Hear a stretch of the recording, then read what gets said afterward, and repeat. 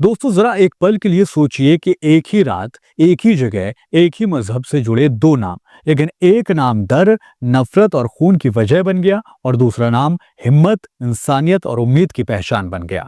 Sydney के बॉन्डी बीच पर 14 दिसंबर की वह रात सिर्फ डर और खून की रात नहीं थी, वो रात इंसान होने और हैवान बन जाने की परिभाषा बता के गई है।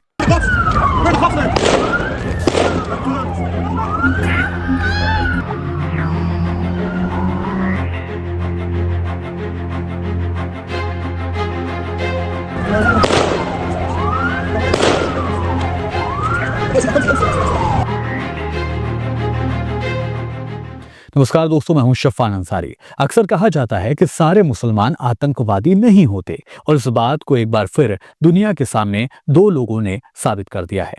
नाम थे नवीद अकरम और अहमद अल अहमद। दोनों के नाम सुनने में मिलते जुलते लगते हैं, दोनों की जड़ें शायद एक ही मजहब से जुड़ी हुई हो, लेकिन उनके काम, उनकी सोच और उनके इंसान होने में जमीन और आसमान जितना फर्क था। 14 दिसंबर की रात सिडनी शहर का मशहूर बॉन्डी बीच पर यहूदी समुदाय वहां हनुक्का का त्योहार मना रहा था। खुशियां थी, रोशनी थी, लोग साथ थे, मुस्कुराहटें थी। लेकिन किसी को क्या पता था कि कुछ ही सेकंड्स में ये खुशी खून, खौफ और मातम में बदलने वाली है। उसी शाम 24 साल का नवीद अकरम वहां पहुंचा। हाथ में राइफल थी और दिल में नफरत थी। उसका इरादा साफ था कि दहशत फैलाना और बेगुनाहों की जान लेना। और अचानक गोलियों की तड़तड़ाहट गूंजी। लोगों को समझने तक का भी मौका नहीं मिल सका कि आखिर हो क्या रहा है। कुछ ही मिनटों के अंदर 16 बेगुनाह लोग मारे जा चुके थे। खुशियों का त्योहार खून में डूब चुका था। रॉयटर्स की रिपोर्ट के मुताबिक नवीद अकरम पाकिस्तानी था, उम्र 24 साल थी, सिडनी के बोनीरिंग इलाके में रहा करता था। उसने सेंट्रल क्वींसलैंड यूनिवर्सिटी और इस्लामाबाद की हमदर्द यूनिवर्सिटी से पढ़ाई की थी।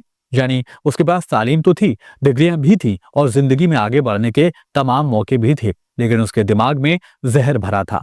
नवीद अकरम ने अपनी तालीम का इस्तेमाल दुनिया को बेहतर बनाने के लिए नहीं किया, बल्कि उसे तबाह करने के लिए किया। उसने एक ऐसे त्योहार को चुना जो उम्मीद और रोशनी की पहचान था, मगर उसने खून से रंग दिया था। वो कोई भटका हुआ नौजवान नहीं था, वो एक जालिम कातिल था जो ये मानता था कि अपने विचारों को थोपने के लिए किसी की जान लेना जायज है। लेकिन उसी खौफनाक मंजर में एक और शख्स भी मौजूद था, जो था 43 साल का अहमद अल अहमद।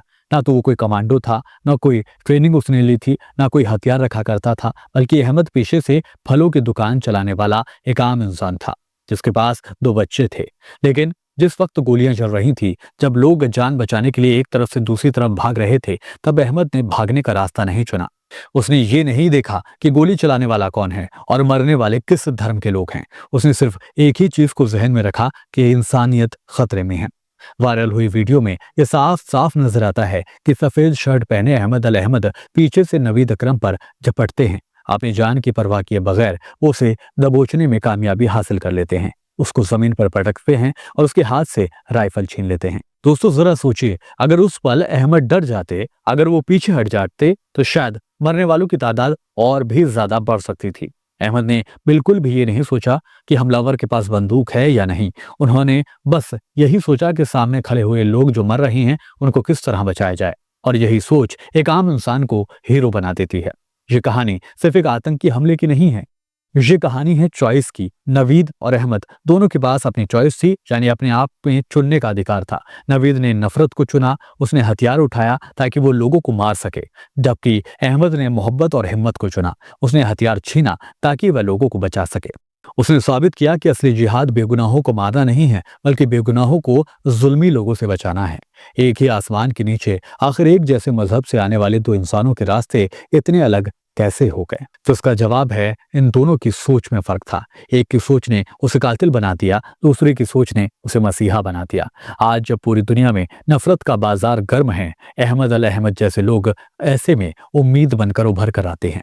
उन्होंने बिना एक शब्द बोले दुनिया को ये बता दिया कि आतंकवाद का कोई धर्म नहीं होता, लेकिन इंसानियत का सिर्फ एक ही धर्म होता है कि दूसरे लोगों की हिफाजत करना।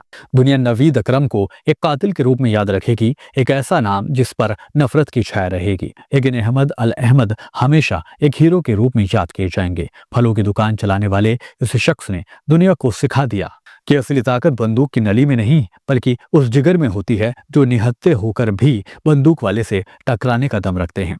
सिडनी के बॉन्डी बीच पर उस रात खून बहा, 16 जाने जा चुकी हैं। एली शिलिंजर जैसे लोग मारे गए हैं। ये एक गहरा और दर्दनाक जख्म है, लेकिन उसी जख्म पर मरहम रखने के लिए अहमद अल अहमद जैसे लोग भी सामने आ गए। यही इंसानियत की जीत है और यही फर्क है जिसे हमें समझना होगा। नवीद अकरम एक वार्निंग है और अहमद अल अहमद एक मिसाल है। आप इस पर क्या राय रखते हैं, हमें कमेंट के जरिए जरूर बताएं। फिलहाल मुझे दीजिए इजाजत, फिर होगी मुलाकात। आदाब, नमस्कार। सच की लपटों से नजर हटाइए मत, हम लाएंगे हर पहलू आपके सामने।